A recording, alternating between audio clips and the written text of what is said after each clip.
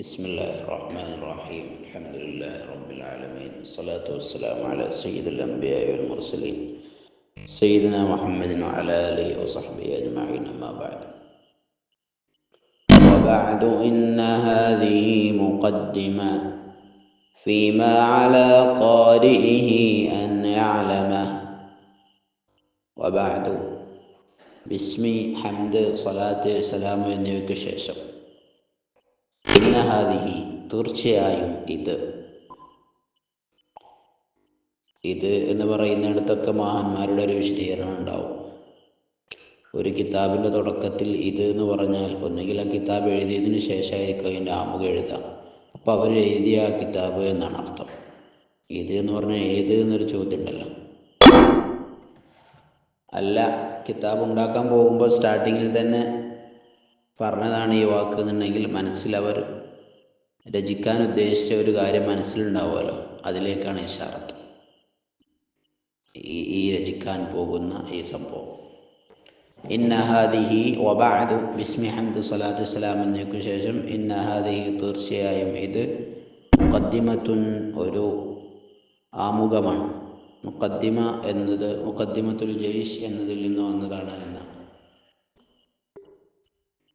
ഒരു സൈന്യം പോകുമ്പോൾ ആ സൈന്യത്തിൻ്റെ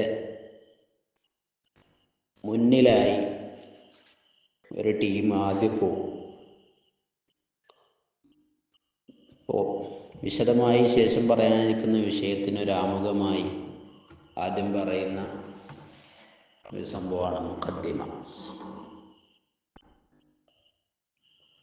ഇംഗ്ലീഷിൽ ഇൻട്രഡക്ഷൻ എന്നൊക്കെ പറയും. മുഖദ്ദിമ, ഇത് മുഖദ്ദിമയാണ് എന്ന് പറഞ്ഞാൽ നമ്മൾ പറയുക ഇത് ഇന്ന വിഷയത്തിൽ അതിലേക്ക് പ്രവേശിക്കാനുള്ളൊരു കവാടം മാത്രമാണ്, അല്ലെങ്കിൽ ആ വിശാലമായ വിഷയത്തിലേക്കുള്ള ഒരു സൂചിക മാത്രമാണ്, ഒരു സൂചന മാത്രമാണ്. വിഷയം വളരെ വിശാലാണെന്ന് പറയാലോ.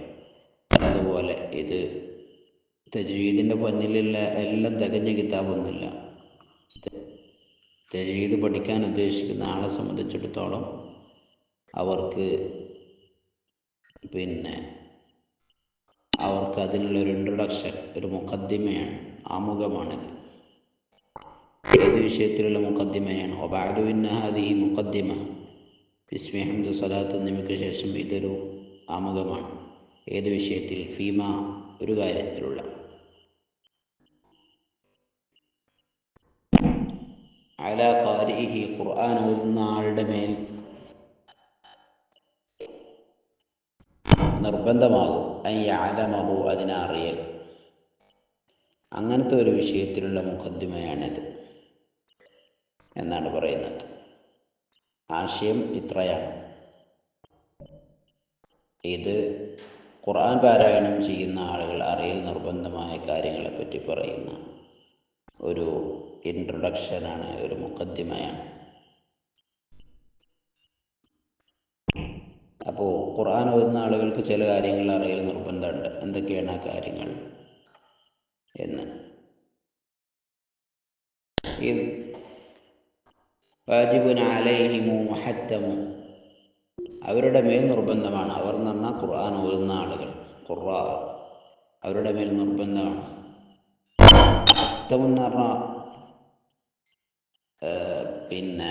ആ തഅക്കീദിന് വേണ്ടി പറഞ്ഞാണ്. മുഹത്തം വാജിബാണ്, അതന്നെ മുഹത്തമാണ് എന്ന് പറഞ്ഞൊന്നും കൂടി ശക്തിപ്പെടുത്താൻ വേണ്ടി പറഞ്ഞതാണ്. മുഹത്തം എന്ന അറബി വാക്കിനെ ഒഴിച്ചുകൂടാനാവാത്തത് എന്നൊക്കെ അർത്ഥം പറയാം. അപ്പോൾ നിർബന്ധമാണ്, ഒരിക്കലും ഒഴിച്ചുകൂടാൻ പറ്റാത്തതാണ്. എന്ത്? ഖബല ശുറൂഇ, ഖുർആൻ പാരായണം തുടങ്ങുന്നതിന് മുമ്പ്, അൻ യഅലമു, അവരറിയൽ. എന്തറിയൽ എന്ന് അടുത്ത വരിയിൽ പറയുന്നു. ഖുർആൻ പാരായണം ചെയ്യുന്ന ആളുകൾക്ക് ആ പാരായണം തുടങ്ങുന്നതിന് മുമ്പേ അവരറിയൽ നിർബന്ധമാണ്. എന്ത്? അതാണ് പറയുന്നത്. മഖാരിജൽ ഹുറൂഫി വസ്സിഫാത്തി ലിയൽഫിളൂ ബിഅഫ്സഹിൽ ലുഗാത്തി, ഭാഷകളിൽ ഏറ്റവും ഫസീഹായ ഭാഷ സംസാരിക്കുന്നതിന്, ഉച്ചരിക്കുന്നതിന് വേണ്ടി അക്ഷരങ്ങളുടെ മഖ്റജുകളും സിഫത്തുകളും അറിയൽ നിർബന്ധമാണ് എന്ന്. മഖാരിജൽ ഹുറൂഫി വസ്സിഫാത്തി ലിയൽഫിദു ബിഅഫ്സഹിൽ ലുഗാത്തി.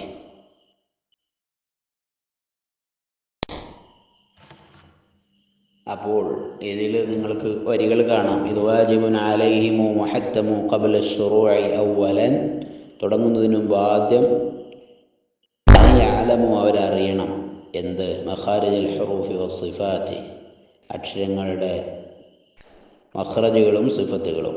അക്ഷരം പുറപ്പെടുന്ന സ്ഥലത്തിന് മഖ്റജ് എന്നും അക്ഷരങ്ങളുടെ വിശേഷണങ്ങൾക്ക് സിഫത്ത് എന്നും പറയുന്നു. ലിയൽഫിദു എന്ന് ഞാൻ വായിച്ചു. മറ്റൊരു നുസ്ഖയിൽ ലിയന്തിഖു എന്നാണുള്ളത്.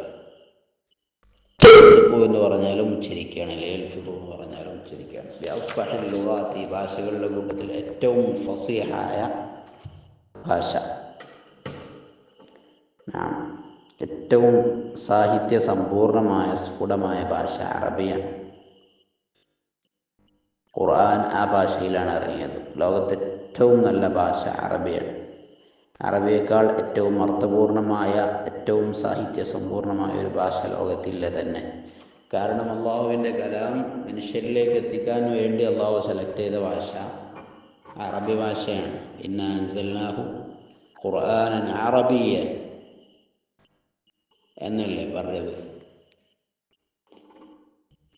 അറബി ഭാഷാ ദിനാണ് ഡിസംബർ 18. അറബി ഭാഷയ്ക്ക് ഒരുപാട് പ്രത്യേകതകളുണ്ട്. ഷെയ്ഖുൽ ഇസ്ലാം സക്കരിയൽ അൻസാരി ദഖായിഖുൽ മുഹ്കമയിലൊക്കെ പറയുന്നുണ്ട് ഖുർആൻ ഇറങ്ങിയ ഭാഷ, അതുപോലെ മുത്തുനബി സല്ലല്ലാഹു അലൈഹി വസല്ലം തങ്ങളുടെ ഭാഷ, സ്വർഗത്തിലെ ഭാഷ, ഇത്രയും പ്രത്യേകതകൾ പ്രധാനമായിട്ടുണ്ട്. ആ വിഷയത്തിൽ ഒരു ഹദീസ് ഉണ്ട്, വഹിബ്ബ് العرب لثلاث، بالعرب لثلاث. 3 കാരണങ്ങളെ കൊണ്ട് നിങ്ങൾ അറബിയെ ഇഷ്ടപ്പെടുക. ഞാൻ അറബിയാണ്, ഖുർആൻ അറബിയാണ്, സ്വർഗക്കാരുടെ ഭാഷ അറബിയാണ്. സ്വർഗക്കാർ സ്വർഗത്തിൽ സംസാരിക്കുന്ന ഭാഷ അറബിയാണ്. അറബികളുടെ ഭാഷയിലാണ് ഖുർആൻ ഇറക്കിയത്. ഇതൊക്കെ നമുക്ക് അറബികളെ ഇഷ്ടപ്പെടാനുള്ള കാരണങ്ങളാണ്, അറബി ഭാഷയെ ഇഷ്ടപ്പെടാനുള്ള കാരണങ്ങളാണ്. അറബി നന്നായി പഠിക്കണം. ഖുർആൻ്റെ മാന മനസ്സിലാവും, ഹദീസിൻ്റെ മാന മനസ്സിലാവും, ഇബാറത്തുകൾ, കിതാബിൻ്റെ ഇബാറത്തുകളൊക്കെ മനസ്സിലാവും. വലിയൊരു ഫളലാണ്. അറബി ഭാഷ ഗ്രാമർ അടക്കം കേട്ടുപഠിച്ചിട്ട് കാര്യമില്ല. ഗൾഫിൽ അവിടെ ഇവിടെയൊക്കെ പോയി നിന്നാൽ കുറേയൊക്കെ ഇങ്ങനെ കൊളോക്കിയൽ ലാംഗ്വേജ് പഠിക്കും. അങ്ങനെയല്ലാതെ കൃത്യമായ ഗ്രാമർ പഠിച്ച് മാഷാ അല്ലാഹ് നന്നായി ഒന്ന് ശ്രമിച്ചാൽ ഒരു വർഷമോ 2 വർഷമൊക്കെ ഒന്ന് അതിൻ്റെ പിന്നാലെ തന്നെ കൂടി ഒന്ന് വേണമെന്ന് വിചാരിച്ചാൽ ആർക്കും അറബി പഠിച്ചെടുക്കാൻ കഴിയും. അറബി പഠിച്ചാൽ അർത്ഥറിഞ്ഞ് ഖുർആൻ ഓതാൻ പറ്റും. മുത്തനബിൻ്റെ ഭാഷ എന്ന നിലക്ക് അത് മനസ്സിലാക്കാൻ കഴിയും. ഇസ്ലാമിക് ഗ്രന്ഥങ്ങളുടെ വലിയ ശേഖരം ലഭ്യമാണെന്ന്, അതിലേക്കൊക്കെ വഴി തുറക്കാൻ, അതൊക്കെ വായിക്കാൻ, ഒരുപാട് ദീനീയായ ഇൽമുകൾ വർദ്ധിപ്പിക്കാനും കഴിയും. നന്നായി ഭാഷ പഠിക്കുകയും അത് ഉപയോഗപ്പെടുത്തി ഇൽമു ശേഖരിക്കുക ചെയ്യുകയാണെന്നുണ്ടെങ്കിൽ നല്ല ഒരു ഉസ്അത്ത് ദീനീയായ ഇൽമിൻ്റെ കാര്യത്തിലൊക്കെ കിട്ടും. അറബി അറിയാത്ത ഒരാളെ സംബന്ധിച്ചിടത്തോളം അവരുടെ കാര്യം കഷ്ടമാണ്. അവർക്ക് കാര്യം അറിയണമെന്നുണ്ടെങ്കിൽ അറബി വായിക്കാനുണ്ട് എന്ന് ഏതെങ്കിലും ഒരാൾ പറയുന്നത് കേൾക്കില്ലാതെ ഒരു നിർവാഹമില്ല, മനസ്സിലാക്കാൻ കഴിയില്ല. അപ്പം അടിസ്ഥാനപരമായ അറബി പഠിക്കുകയും പദസമ്പത്തിന് വേണ്ടി വിഷയങ്ങളുടെ ഓരോ ഫന്നിൽ, വിജ്ഞാനശാഖയിൽ അതിൻ്റെ റൂട്ട് മനസ്സിലാക്കാൻ വേണ്ടി ചില കിതാബുകൾ നോക്കുകയും ചെയ്താൽ പിന്നെ ലോകത്ത് ഏത് കിതാബ് വായിക്കാനും നോക്കാനും അതിലെ ആശയങ്ങൾ മനസ്സിലാക്കാനും പഠിപ്പിച്ചു കൊടുക്കാനൊക്കെ കഴിയും. അതുകൊണ്ട് അങ്ങനെ സാധിക്കുമെന്ന് തോന്നുന്ന ആളുകളൊക്കെ അതിനു വേണ്ടി അവസരങ്ങൾ ഉപയോഗപ്പെടുത്തും. പുതിയ കാലത്ത് അതിനൊക്കെ ധാരാളം സംവിധാനങ്ങളും ഉണ്ടല്ലോ,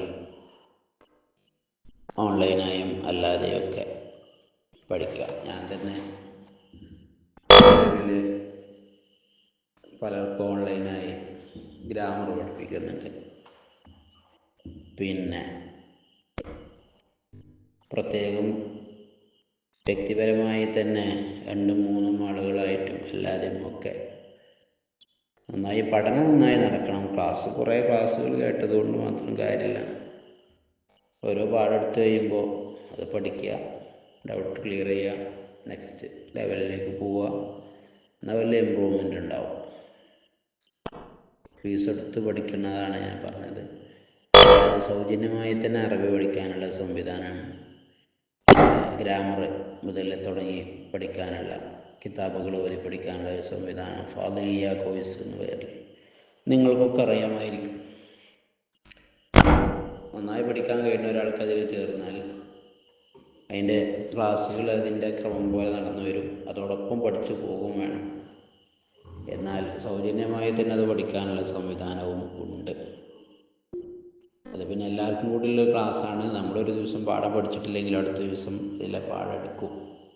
പിന്നെ പേഴ്സണലായിട്ടോ അല്ലെങ്കിൽ നിശ്ചിത എണ്ണം ആളുകളൊക്കെ ഫീസ് കൊടുത്ത് പഠിക്കണം.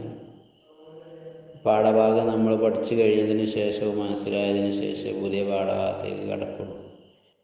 കൂടുതൽ ആളുകളെ പങ്കെടുപ്പിച്ചുകൊണ്ടുള്ള വലിയ കോഴ്സാകുമ്പോൾ അങ്ങനെ ഓരോരുത്തരെയും പരിഗണിക്കാൻ കഴിയില്ലല്ലോ. അപ്പോൾ അതിൻ്റെ കൂടെ തന്നെ നമ്മൾ എന്ത് ചെയ്യണം? പഠിച്ചു പോകണം. അങ്ങനെ പോവുകയാണെങ്കിൽ അൽഹംദുലില്ലാഹ് വലിയ ഉപകാരമാണ്. കുറച്ച് കഴിയുമ്പോഴേക്ക് ഏകദേശമൊക്കെ അറബിയിൽ വിഷയങ്ങൾ മനസ്സിലാക്കാനും ഖുർആൻ്റെ മാന മനസ്സിലാക്കാനും ഹദീസിൻ്റെ മാന മനസ്സിലാക്കാനും ഒക്കെ കഴിയും. ഇരിക്കട്ടെ, നാം പറഞ്ഞു തന്നത് യന്തിഖൂ ബിഅഫ്സഹിൽ ലുഗാത്ത്, ഭാഷകളുടെ കൂട്ടത്തിൽ ഏറ്റവും ഫസീഹായ ഭാഷ ഉച്ചരിക്കാൻ വേണ്ടി, ആ ഭാഷയിൽ ഇറങ്ങിയ ഖുർആൻ ശരിയായ രീതിയിൽ ഉച്ചരിക്കാൻ വേണ്ടി, പറയാൻ വേണ്ടി, പാരായണം ചെയ്യാൻ വേണ്ടി ഒഴിച്ചുകൂടാനാവാത്ത നിർബന്ധമാണ് ഓരോ ആളുകൾക്കും അക്ഷരങ്ങളുടെ മഖ്റജുകളും സിഫത്തുകളും പഠിക്കുക എന്നത്. ഇത്രയും കാര്യമാണ് ഇപ്പോൾ പറഞ്ഞത്. നെക്സ്റ്റ്, മുഹർരിരി തജ്വീദി വൽ മവാഖിഫി വമല്ലദീ റുസ്സിമ ഫിൽ മസാഹിഫി ഖബ്ല ശുറൂഇ അവ്വലൻ യഅലമു എന്ന് പറഞ്ഞല്ലോ. അറിയണം, പഠിക്കണം. എന്ത്? അക്ഷരങ്ങളുടെ മഖ്റജും സിഫത്തൊക്കെ പറയണം. അതെങ്ങനെ പഠിക്കണം? തജ്വീദ് ശരിക്ക് തഹ്രീറാക്കി പഠിക്കണം. തഹ്രീറാക്കുക എന്ന് പറഞ്ഞാൽ തഹ്ഖീഖാക്കുക എന്നാൽ ഒരു വിഷയത്തെ വളരെ കൃത്യമായി സൂക്ഷ്മമായി പഠനം നടത്തുന്നതിനാണ് തഹ്ഖീഖാക്കുക എന്ന് പറയുന്നത്. അങ്ങനെ സൂക്ഷ്മമായി എന്തു ചെയ്യണം? തജ്വീദിനെ സൂക്ഷ്മമായി തജ്വീദിനെ പഠിക്കുന്നവനായിട്ട്. വൽ മവാഖിഫി, അതുപോലെ വഖഫുകളെ പറ്റിയും തഹ്ഖീഖാക്കി പഠിക്കണം. വമല്ലദീ റുസ്സിമ ഫിൽ മസാഹിഫ്, മുസ്ഹഫുകളിൽ എഴുതപ്പെട്ടവയെയും പഠിക്കണം. അഥവാ റസ്മുൽ ഉസ്മാനി, മുസ്ഹഫിൻ്റെ എഴുത്ത് അതാണല്ലോ. റസ്മുൽ ഉസ്മാനിയെ പറ്റി പഠിക്കണം. തജ്വീദിനെയും വഖഫുകളെയൊക്കെ പറ്റി പഠിക്കണം. അതിനൊക്കെ അങ്ങനെ പഠിക്കണം. നെക്സ്റ്റ്, ഒന്നുകൂടെ ലഫ്ളും ബിലഫ്ള് അർത്ഥമാക്കുന്നു. ഖബ്ല ശുറൂഇ അവ്വലൻ യഅലമു, അവരെ അറിയണം. ഖുർആൻ പാരായണം തുടങ്ങുന്നതിന് മുമ്പ് അവരെ അറിയണം. എന്ത്? മഖാരിജുൽ ഹുറൂഫി വസ്സിഫാത്തി, അക്ഷരങ്ങളുടെ മഖ്റജും സിഫത്തും അറിയണം. എങ്ങനെ? തജ്വീദ് ശരിക്ക് തഹ്രീറാക്കി തഹ്ഖീഖാക്കി സൂക്ഷ്മ പഠനം നടത്തുന്നവനായ നിലയിൽ അറിയണം. വൽ മവാഖിഫി, വഖഫുകളെയും അതുപോലെ സൂക്ഷ്മ പഠനം നടത്തുന്നവനായ നിലക്ക് അറിയണം. വമല്ലദീ റുസ്സിമ ഫിൽ മസാഹിഫ്, മുസ്ഹഫിൽ എഴുതപ്പെട്ട ഒന്നിനെയും സൂക്ഷ്മ പരിശോധന നടത്തുന്നതിനായിട്ട് അറിയണം. അപ്പോൾ നന്നായി പഠിക്കണം എന്നർത്ഥം. എന്തൊക്കെയാണ് റസ്മുൽ ഉസ്മാനി? അത് ഖുർആൻ എല്ലാ നിലക്കും മറ്റുള്ളവയെ തൊട്ട് വ്യത്യസ്തമാണ്. ഖുർആൻ അറബി ഭാഷയിലാണ്. എന്നാൽ സാധാരണ അറബി വായിക്കാൻ പഠിച്ചവന് മാത്രം വായിക്കാം, മറ്റതുകൊണ്ട് മാത്രം ഖുർആൻ വായിക്കാൻ പറ്റണം എന്നില്ല. ഖുർആൻ തജ്വീദ് എന്ന നിയമങ്ങളനുസരിച്ചാണ് വായിക്കുന്നത്. സാധാരണ അറബിയുടെ അർത്ഥം കിട്ടിയെന്നത് കൊണ്ട് ഖുർആൻ അർത്ഥം പറയാനും പറ്റില്ല. ഖുർആൻ തഫ്സീർ അനുസരിച്ചാണ് പറയേണ്ടത്. അതുപോലെയാണ് ഖുർആൻ്റെ വായനയും. ഈ പ്രത്യേകമായൊരു ലിപി റസ്മുൽ ഉസ്മാനിയിലാണ് എഴുത്ത്. സാധാരണ അറബി വായിക്കുന്ന ആൾക്ക് വായകനക്ക് കഴിവ് നേടിയെന്നത് കൊണ്ട് മാത്രം ഖുർആനുമായി ബന്ധമില്ലാത്ത ആൾക്ക് തെറ്റില്ലാതെ ഖുർആൻ വായിക്കാൻ കഴിയില്ല. പല സ്ഥലത്തും പല രീതിയിൽ റസ്മുൽ ഉസ്മാനി ലിപിയിലാണ് എഴുതിയത്. ഖുർആന മഅന അങ്ങനെ ആയതുപോലെ തന്നെ ഖുർആൻ്റെ എല്ലാ വിഷയത്തിലും അള്ളാഹുവിൻ്റെ കലാമായതുകൊണ്ട് അതിൻ്റേതായ ഒരു സ്പെഷ്യാലിറ്റി ഉണ്ട്. മിൻ കുല്ലി മഖ്തൂഇൻ വ മൗസൂലിൻ ബിഹ, എന്തൊക്കെയാണ് മുസ്ഹഫിൽ എഴുതപ്പെട്ടത്? മഖ്തൂഅ് മുറിച്ചെഴുതിയത്, മൗസൂല് അതുപോലെ ചേർത്ത് എഴുതിയതുണ്ടാവും. വതായുൻസ ലം തകുൻ തുക്തബ് ബിഹ, തഅനീസിൻ്റെ താ ഉണ്ടാവും, അത് എഴുതിയിട്ടുണ്ടാവില്ല. ലം തകുൻ അതായിട്ടില്ല, തുക്തബ് ബിഹ അതിന് എഴുതപ്പെട്ടിട്ടില്ല. അപ്പം അങ്ങനെയൊക്കെ ഉണ്ടാവും. എഴുതിയിട്ടും ഉച്ചരിക്കാത്തത്, എഴുതാതെ തന്നെ ഉച്ചരിക്കേണ്ടത്, അങ്ങനെയൊക്കെ ഉണ്ടാവും. ഇതൊക്കെ വളരെ കൃത്യമായി സൂക്ഷ്മമായി പഠിക്കണം. തജ്വീദും വഖഫും റസ്മുൽ ഉസ്മാനിയൊക്കെ നന്നായി പഠിക്കണം എന്നാണ് പറയുന്നത്. തജ്വീദ് എന്ന് പ്രയോഗിച്ചു. തജ്വീദ് എന്ന് പറഞ്ഞാൽ ഭാഷയിൽ തഹ്സീൻ എന്നാണ് അർത്ഥം, നന്നാക്കുക.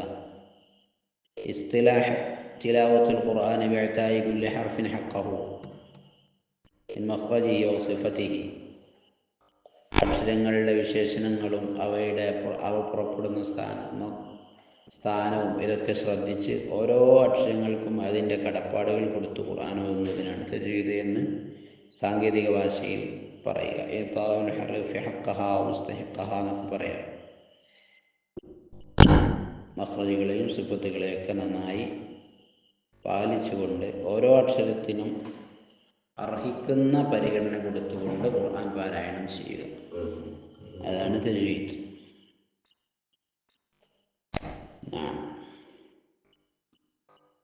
അതിൻ്റെ പൂർണ്ണത ലഭിക്കണം എന്നുണ്ടെങ്കിൽ ഒരു ഗുരുവിനെ ഓതി കേൾപ്പിച്ചു കൊടുക്കണം. ഗുരുവിൻ്റെ വാക്കിൽ നിന്ന് കേൾക്കണം. തിയറി മാത്രം പുസ്തകങ്ങളിൽ നിന്ന് പഠിച്ചാൽ തജ്വീദ് പൂർണ്ണമാവില്ല.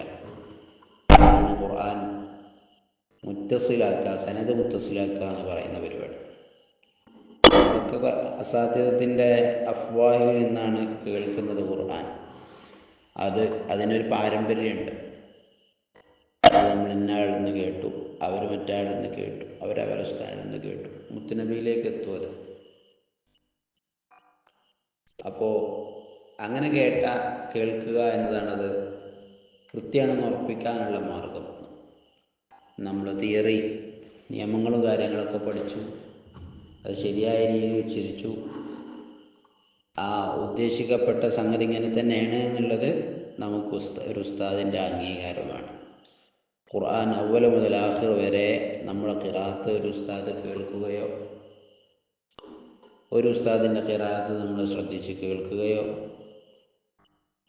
ഒക്കെ ചെയ്താൽ, അല്ലെങ്കിൽ ഒരാൾ ഓതുന്നു, ഒരു ഗുരു ഇരിക്കുന്നു, ഒരു ടീം മാറി മാറി ആ ഗുരുവിൻ്റെ മുമ്പിൽ ഓതുന്നു.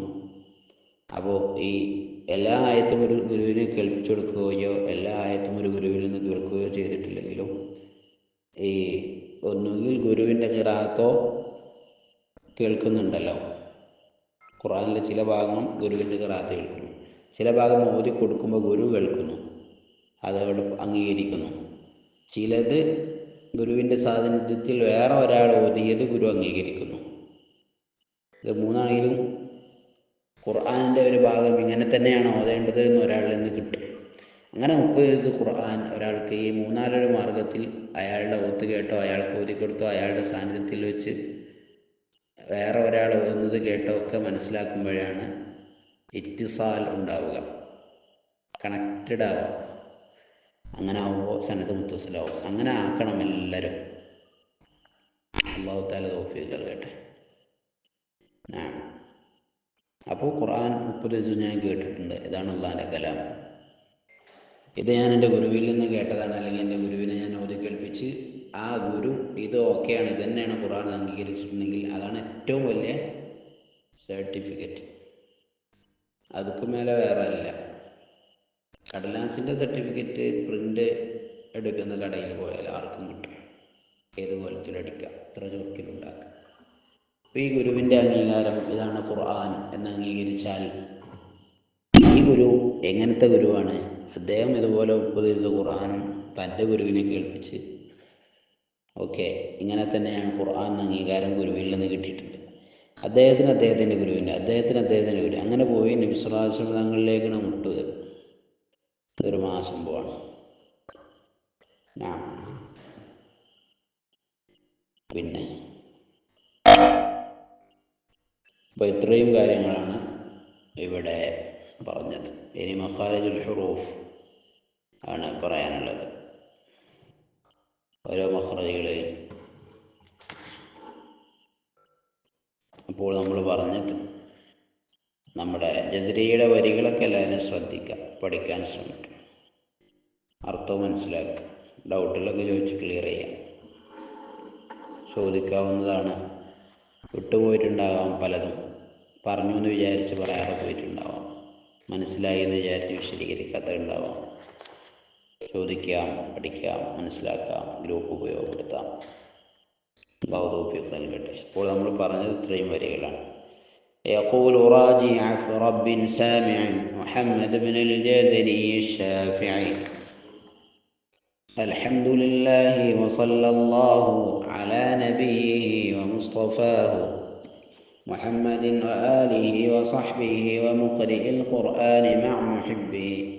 وبعد إن هذه مقدمة فيما على قارئه أن يعلم، إذ واجب عليهم محتم قبل الشروع أولا أن يعلموا مخارج الحروف والصفات، يلفظوا بأفصح اللغات، محرر التجويد والمواقف، وما الذي رسم في المصاحف من كل مقطوع وموصول بها وتاء أنثى لم تكن تكتب بها.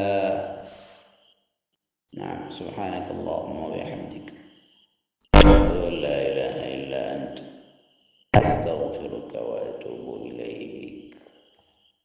السلام عليكم ورحمة الله.